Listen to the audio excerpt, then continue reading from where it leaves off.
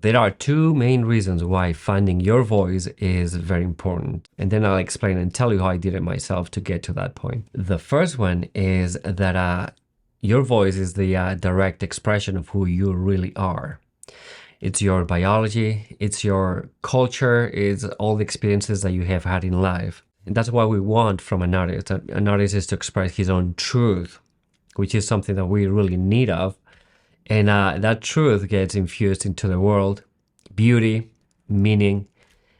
And that's why we want from somebody to be themselves. We don't want the artist to be following trends or be trying to be someone else, but rather put the word to find his own unique voice and language to express, to be able to be himself in the world. That should be enough reason for anybody to try to find their own voice, to make this world a better world and give more color to it. The second reason is that for all of those looking at your work, they're gonna see that there's some coherence and is gonna make it easier for them to understand who you are. If you had an eclectic body of work, it would be very hard for people to see who is really behind those images. But when it's logically coherent, people can tell and feel that you're being truthful to who you really are. And that's very colorful, that's very enlightening. And so it makes it easier for everybody to see who you are. Just think of people like Picasso, Helmut Newton, Hitchcock. All those guys had their own voice. They had to work with it. Some of those, they only used the same theme all the time, like Hitchcock.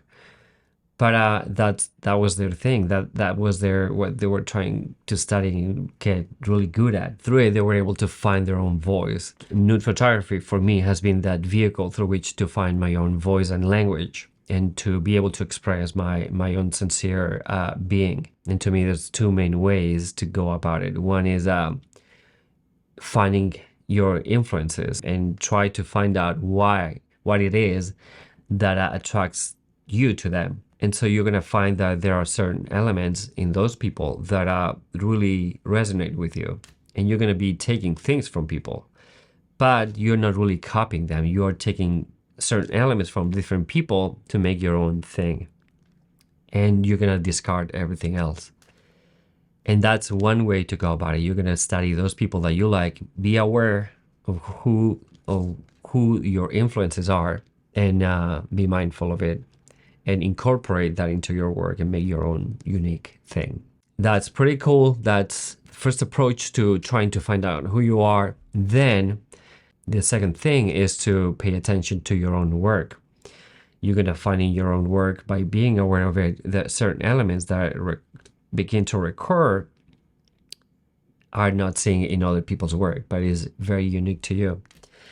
And that's interesting to notice, because you're going to realize that there's something there. Maybe you're attracted to certain textures or certain shapes that are not necessarily in your influences, but rather it's something that you gravitate towards, that is your own unique thing that appeals to you. And so you're going to be exploring those things, and be mindful of it. Study your own work and try to figure out why there are certain things there that attract you, and explore that as well. Not just what you like from other people, which is the first step to knowing yourself, and begin to recognize those things that happen naturally in your own work that is unique to you.